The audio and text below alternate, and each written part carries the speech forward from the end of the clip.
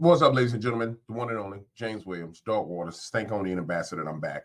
And we're talking about lizard people, more about lizard people, more about the World Economic Forum, and more importantly, more about your data. So I'm like digging through, following these rabbit holes, because everything these people say is extremely significant. So I'm digging through the rabbit holes, and I'm like, hold on. The dude with the thumbs that said there is no God, that free will don't exist, he kept on talking about data.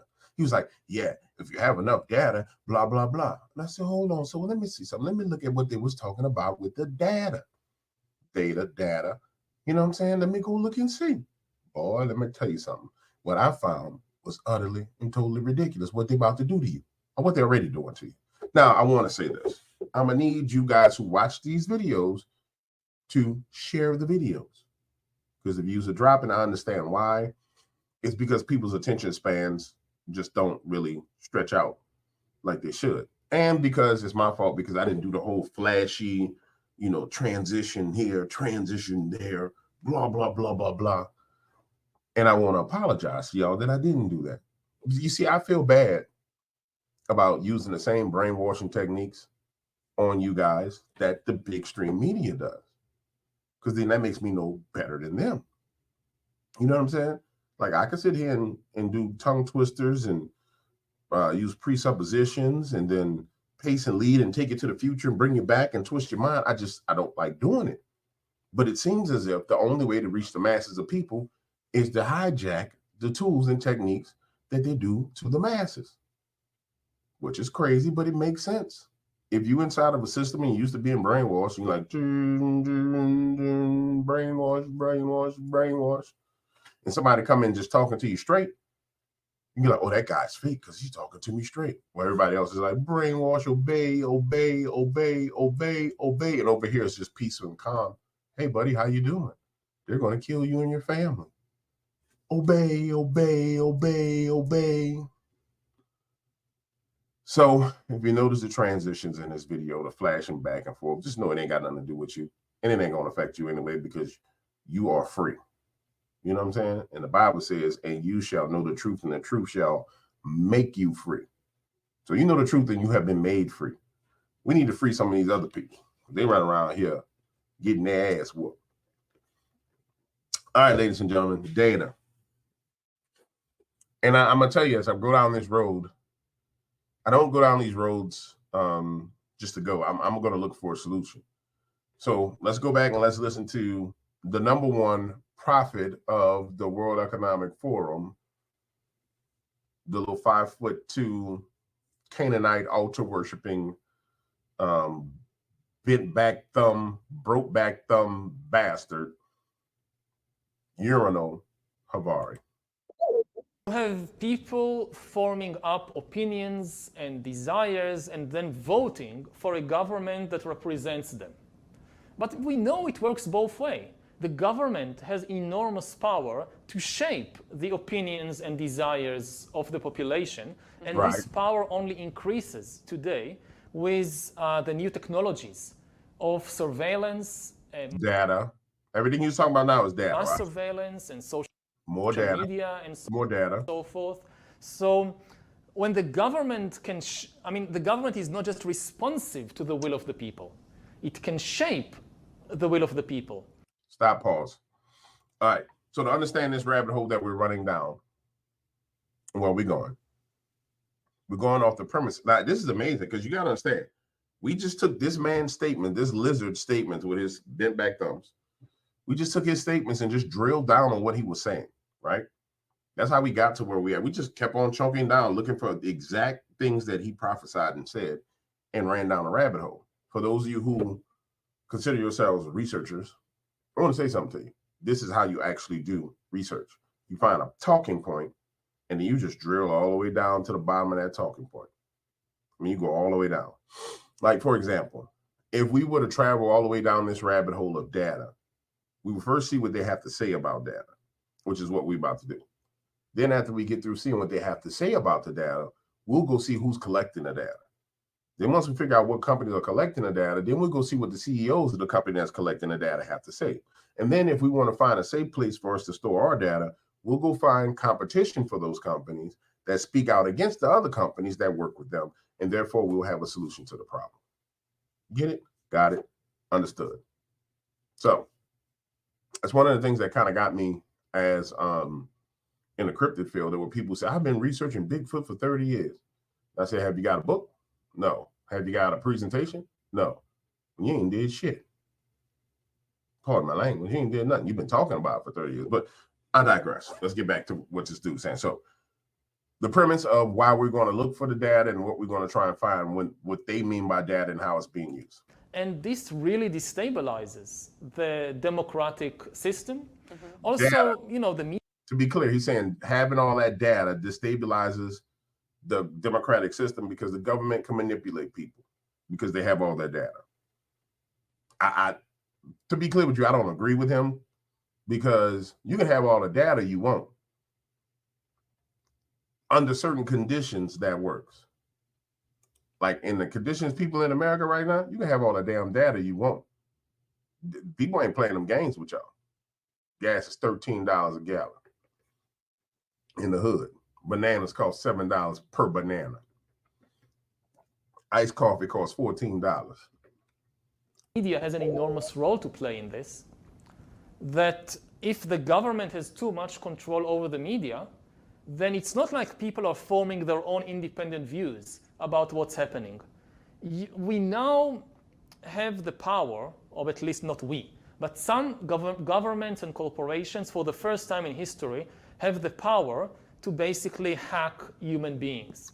There is a lot of talk about hacking computers, hacking smartphones, hacking bank accounts, but the big story of our era is the ability to hack human beings. And by this I mean that if you have enough data, and you have enough computing power, you can understand people better than they understand themselves, and then you can manipulate them in ways which were previously impossible. Now I want to say this. My damn camera back. I want to say this to you. This guy, which I've said 1,000 times, is crazy. This lizard is insane. And the one thing that the data doesn't factor in that they're talking about is the spirit of man. So men, we change man and woman. Men, when I say man, I mean mankind. Woman being man with a womb. That's where woman came from. The whole point is this. We are not stagnant individuals. Spiritually, we're not stagnant. So it can take one conversation to unlock a whole nother dimension of the way in fact, just watching this video is unlocking the context of, different people and showing them different things. So this concept that you have our data is going to actually allow you to control people. I mean, it may allow you to influence buying habits, but in the long run, what they're doing is actually going to be destroyed because it doesn't make sense. But nonetheless, you still need to know what they're doing. All right, so we got the pretext for why we're talking about data. Let's hear him again tell you, because it's important that you hear what this man says, that you have no free will, that there is no God, there's no free will, and you are hackable. So let's listen to him tell you what you are. And in such a situation, the old democratic system stopped functioning. We need to reinvent democracy for this new era in which humans are now hackable animals. So you're a human. You're not a human. You're a human, and you're an animal. Okay, you got that? And it's important that you have this context and keep this in mind when we're talking about this, because if this slips out of your mind that you're believed to be a human, hackable animal, then what we're saying doesn't make sense. That's why I keep going back to this, because we have to keep it in context. The whole idea that humans have, they have this soul or spirit and they have free will and nobody knows what's happening inside me. So whatever I choose, whether in the election or whether in the supermarket, this is my free will, that's over. Okay. That's over. We need to make absolutely sure you understand this before I go on to the next thing. And again, this is you and me looking at it together. This is not me looking at it before it even creating a presentation. This is us going down the rabbit hole together. So if you used to like these highly stylized videos where the guy's like, yeah, and blah, blah, blah, blah, blah, blah, blah, blah, blah, blah, and they got a whole team, ain't no team. It's one Negro in his office in a Bible. That's all you got right here. In a brain that God gave him. So ain't no team. Ain't nothing fancy over here. If y'all share, it may be able to get fancy, but right now, it's just this Negro in the office with him and his Bible. All right, let's go. Let's keep it moving. Issues in the world. Many digital media users have issues in trusting companies to offer fair terms and conditions for personal data use, or simply don't feel comfortable with their data being collected and used. Data privacy has become one of the most pressing issues in the world. Many digital media users have issues in trusting companies to offer fair terms and conditions for personal data use, or simply don't feel comfortable with their data being collected and used. All right. First of all, I submit to you that the majority of the people don't give a damn about their data because they don't know how valuable their data is. That's the first thing I say. Think about how many times you sign up when you, for example, you buy a dishwasher and it got something. No, but yet, how many of you guys bought the damn refrigerator with the internet connected to it? You didn't give a damn what the terms of service was. You just wanted your refrigerator to work. How many of you guys bought the Ring doorbell? You didn't give a damn what the terms of service was. You just wanted your Ring doorbell to work because you wanted to make sure you could see what was going on outside of your house. I submit to you right now, the average person around the world never reads the agreements, don't understand where their data is going and how it's being used. So I'm going to start there. Let's start in reality. So when this presentation is being made, this presentation is talking about those who are aware. And it's important that we understand this because now from that standpoint, you know what this is a World Economic Forum presentation. Now you know from that standpoint what they're addressing. So let's go from there. Trust levels drop when data collection is perceived as unnecessary and intrusive, or lacks transparency about what's being collected and why. So what are users' primary areas of concern? Research shows that between 52% and 71% of digital media users do not agree that services provide adequate end-user control over what personal data is shared. Meanwhile, 57% of users feel that their data is being used without their explicit consent.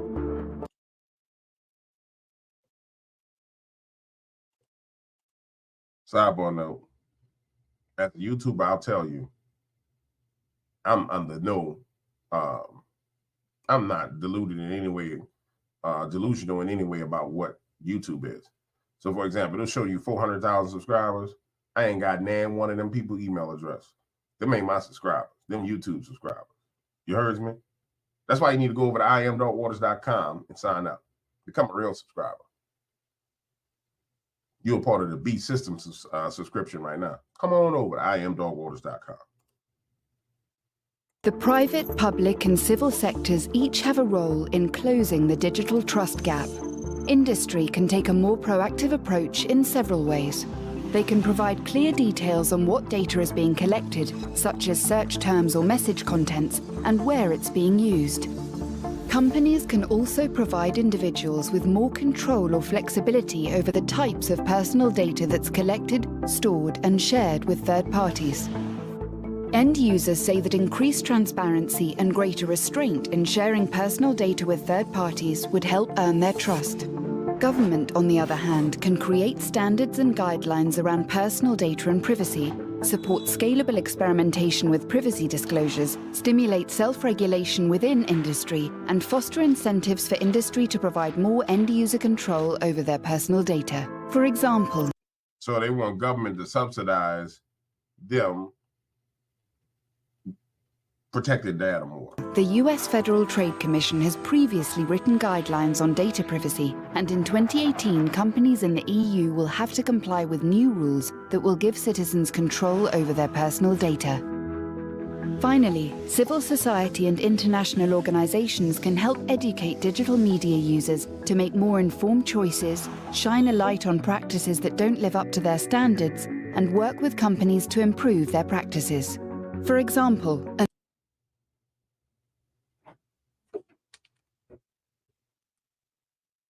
Excuse me, give me 1 second.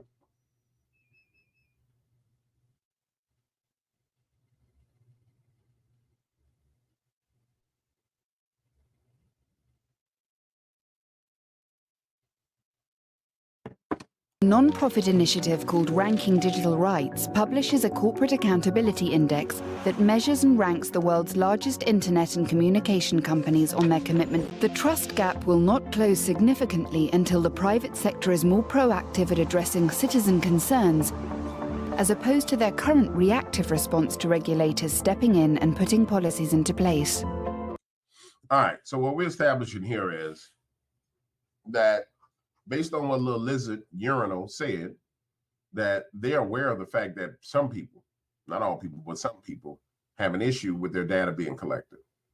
And so now this is what makes these lizard people, this is the smartest thing about the lizard people.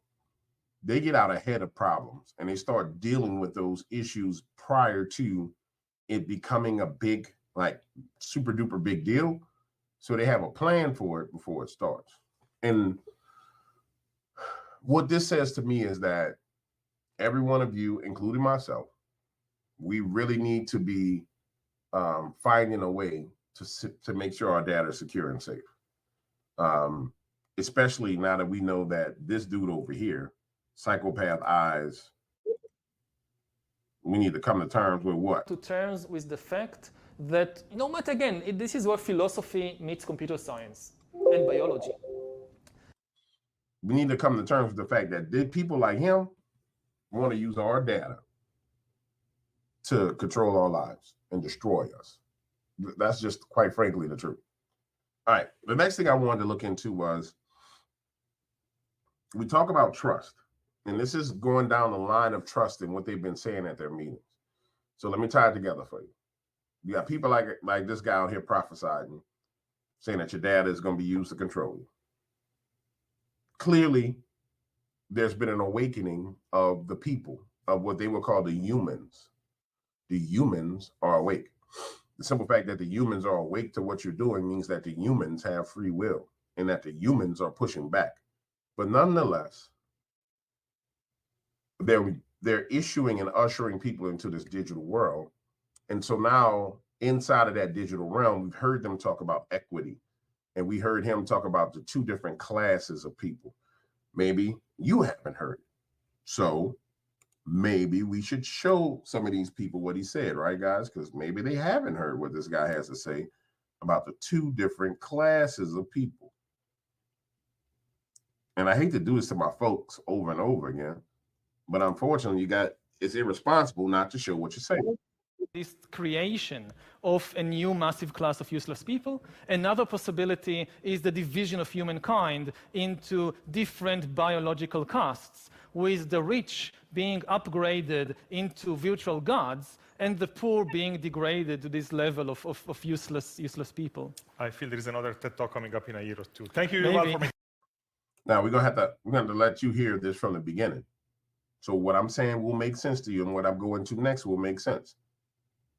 Maybe I should do a little editing. I'm not sure if I will, but watch this. Thank you. Thanks. From the beginning. Well, we can talk again. And then the big political and economic question of the 21st century will be, what do we need humans for? Or at least, what do we need so many humans for? Do you have an answer in the book? At present, the best guess we have is keep them happy with drugs and computer games. But this doesn't sound like a very appealing future. Okay, so you're basically saying in the book, and now, that for all the discussion about the growing evidence of significant economic inequality, we are just kind of at the beginning of the process? Again, it's not a prophecy. It's seeing all kinds of possibilities before us. One possibility is this creation of a new massive class of useless people. Another possibility is the division of humankind into different biological castes, with the rich being upgraded into virtual gods and the poor being degraded to this level of useless people. All right, got it. So I need to cut that clip if I'm going to be referring to it over and over again, so we won't have to go about that long, drawn out drama to get to what he's saying. All right, so trust. Remember, we're talking about trust, and we're talking about data. So there's a couple of things that these lizard people have been focused on. They've been focused on trust in the medical system, trust in data, and trust in the markets, right? Most people would say that those three those are three different highways, for example, right, of concern. But I submit to you that they're all commingled and intermingled. The medical system, the markets, meaning stock markets, excuse me, and then data, which represents the internet. They're all combined.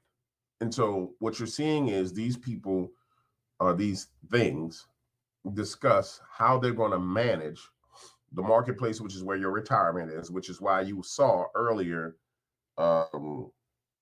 which one was it that was talking about retirement? You saw the one earlier that was talking about how we're going to deal with the retirements of people. That's like 2 videos ago. You see this one, who's primarily focused on data and the internet. And then you saw the medical system. You saw Bill Yates basically saying he gonna murder the whole world. And understand that all these individuals are in the same place at the same time. So these agendas have commingled. So if you see the agendas all commingling together, then you know that all the avenues, like the marketplace, the data and the internet, and the medical, all that's commingled together as well. All right. So we're not diluted in any way, shape, or form as to what's going on. All right. So here's what they're saying. I haven't seen it yet, but I'm watching it with you. Here's what they're saying about the future of inequality as it pertains to the internet and data. Now, mind you, this guy just laid out, he said it wasn't a prophecy. So we're just walking down the roadway to see what their propaganda is, because if you read the propaganda correctly, you can know where they're going. It's very clear that we are bringing more and more people. After the pandemic, it's very clear that we are bringing more and more people into this digital world. Unlocking a lot of such data and allowing it to flow freely in the international arena would be extremely helpful in finding global solutions to global problems. Now is the time for people to come together to find ways to deal with our reliance on data, our need to share, and make sure it's being used for public good. The responsible exchange and use of data can solve critical challenges and fuel innovation for society. There are numerous examples of data that lies with private and public entities, which, when shared with others who can add value on top of that data, leads to immense public good. We've been tracking infections, we've been understanding mutations. That all requires data, and it requires data that needs to be shared. When you have trust, you have the beginning of... I'm sorry, guys. I need to write down some of these names. Jose Manuel. And he is Minister of Finance. the reactivation of the economy. Data fusion is a term within digital, which is all about fusing and making the data come together and speak the same language so that you can make it available into applications and algorithms and visualize it and take value out from it. With farmers, much of this is focused around AI and the using of IoT sensors which generate data towards irrigation, soil sampling and nutrients in the soil and the crop patterns, weather patterns, to share that to make the right decisions on what crop to plant in which part of the country. By creating a data standard, we can also start protecting our citizen from being taken advantage of. Everyone who's collecting data or is being a part of the data-driven economy has an obligation to safekeep data and look at data privacy as their first priority. Let me tell you something. I don't know what you're hearing so far, but let me tell you what the state-owned ambassador is here. What the state-owned ambassador is hearing right now is that everybody, every last person, every last corporation that's collecting data, which it's got to be a lot of them. Before the record, I'll tell you, like, I didn't sell the data, the user data from my website. I think over time, I've had 13,000 people sign up, come through and cancel. I got an offer to sell the data. I was like, I'm not selling these people data. That's messed up. But it was a significant offer, right? So what I'm going to say to you is this, every organization that's collecting data, it looks like to me they're trying to put together a global standard on how they're going to transfer that data around. And so now we understand where the little boy urinal is coming from when he says there's going to be two different classes of people. There's going to be virtual gods and then useless people.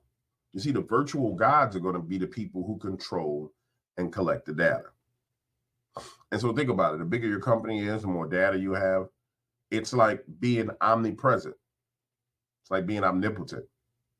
They really believe that having that data, having your data, makes them a god. They really believe that. And the less access you have to data means in an environment in the future, the less access you have to data, the less money you have, the less everything you have. So data is the new currency, is what I'm hearing. It's the new currency. So, and it makes sense. Watch this. It makes all the sense in the world. You set up an environment where attention is currency, right? So social media, it created an environment where attention equals currency. You're watching this video, I get monetized. That's the lower level of this. The higher level is all that attention garnered leads to data being collected. So the people who are, these are the attention people who garner the attention. These are the people who are collect the data with the help of the people who are garnering attention and bringing people on these social media platforms. And then above them is going to be whatever the hell this is, which we ain't figured out yet, but I'm pretty sure it's people like Klaus Schwab and all the rest of these evil, wicked individuals. So yeah, that's some dastardly stuff.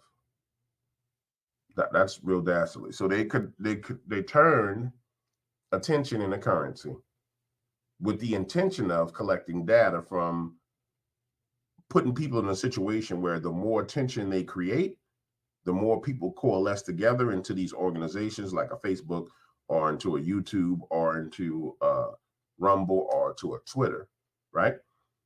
Because attention is currency. So the more attention you can get from people, followers, likers, the more attention you can get, the more currency you make, right? But as far as they're concerned, they don't give a damn about that. They want the data. Now, it would make sense. Now it makes sense why they try to regulate certain things, because you want people to garner attention, but you don't want them to have the ability to pull out bazookas on your platform and blow up your agenda.